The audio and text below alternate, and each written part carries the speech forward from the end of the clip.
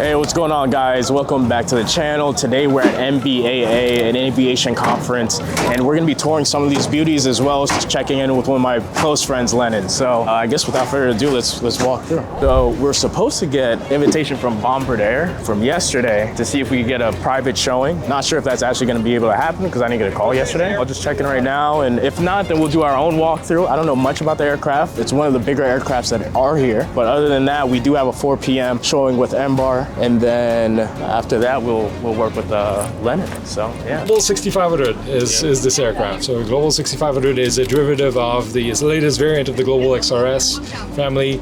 A very rugged product, something that's been in the works for a very long time. But it has kept up to date with both the avionics side of things, the cabin amenities.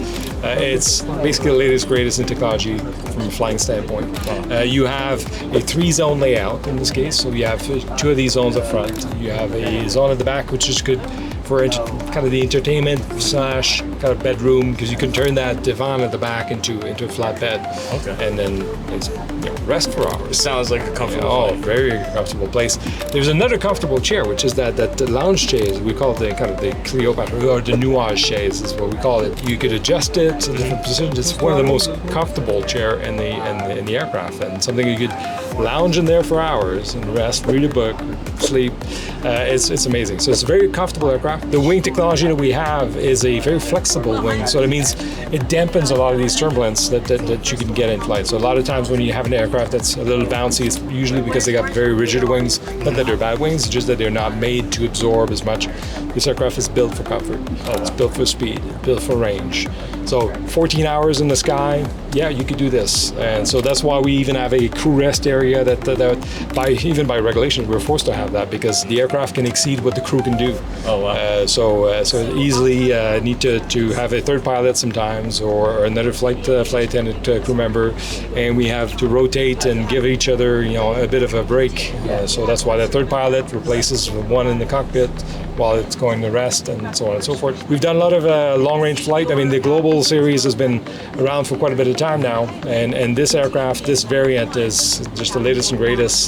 6,500 miles, it's actually 6,700 mile range, nautical mile, that is. So as far as like distance or place to place, what does that translate to? I mean, you could easily do anything that's North America to anywhere in Europe easily, without a problem.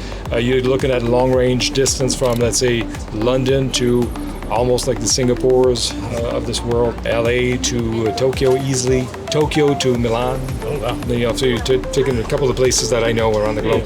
But I mean, it's phenomenal. It's definitely phenomenal. And so this aircraft is considered an ultra long range aircraft. Other brother or other sister, when you call it the Global 7500, has even got more legs than this. Can do 18 hours in the sky. Very similar looks, longer, has a full bedroom at the back. Avionics suite is about the same, slightly different technology for flight controls and things like that, but overall these are amazingly performing aircraft. They can get out of really tiny runways, they can land on tiny runways. Really overall a great performer. So it has the ultimate balance between field performance, stage length so you can stay for a very long time, and speed and comfort. And that's why they sell so well. That's why the people are still loving it. They are comfortable. So the principal can stay 14 hours in the back. It feels like home. It's like an office in the sky, or a home in the sky. That's what it is. They got full internet connectivity. They can stream their shows. They can listen to live stuff, and not just one. You could have the kids and all that stuff having their own games. So it's pretty phenomenal. It's a great aircraft. Have you been a captain for a long time? Yes, I've been actually with Bombardier for about 17 years, almost 18 years now. Chief pilot at a demonstration group for 2 years, but before that I've been captain on different things. My career spans before Bombardier into the business aviation, the airlines. I've actually started as a flight attendant. Oh, wow. Yeah. Like a lot of respect for that position. They're key personnel to have on business aircraft as much as commercial aircraft. That makes sense. Yeah. So comparing, I guess, your previous flight experience versus flying here, with an aircraft like this, what's the big difference that you can see?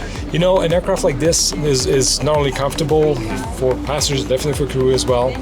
I think the difference is really that you need a big suitcase for this kind of stuff. It's also the versatility. The equipment allows you to go to places even in bad weather. A lot of places are not necessarily served by good airport infrastructure, so you can still get into tiny places with not really a good choice of instrument approaches. The capabilities that we have allow us to go to these places. So let's say the principal has a business, they have a power plant somewhere, and they want to go to the power plant. So using the typical airline network, they'd be probably landing in a major center, 100 miles away from where they need to be. We could probably land right next to the plant, to that tiny runway that's right there. That's the business aviation tool. It allows you to do this. So the difference is this aircraft is made to do it with a lot of people. In a lot of comfort, and it could do the tiny places as it could do the bigger places, and it could go the farther places. So that's the difference between this and it's a model that's got a limited range or a limited cabin.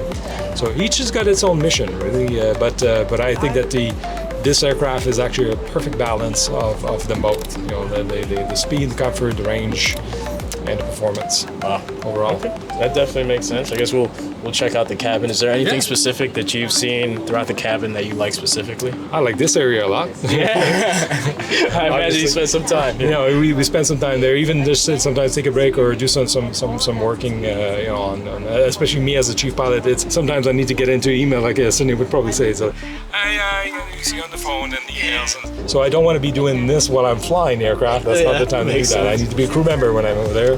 I can be chief pilot here. There you go. But I definitely enjoy every one of these sections. Obviously, the crew spends a lot of time here, not to be too much interfering with the business that goes on in the back. I like this section a lot. Okay. And Cindy's gonna laugh because this is what you got inside. Okay. So this is where you get, you know, the coffee. So the lifeblood of a crew is in there, because sometimes you get to do flights, you're departing at night, everybody's asleep at the back, but you have to still be awake and be over there, you know, trying to battle your own sleep and fatigue until. So this is a good cupboard to know. Okay. Definitely Intimate. Yes, and this is the other part. You know, we have a front lav for the cruise. So I kind of like this area. We can stretch our legs a little bit without, you know, interfering with the back.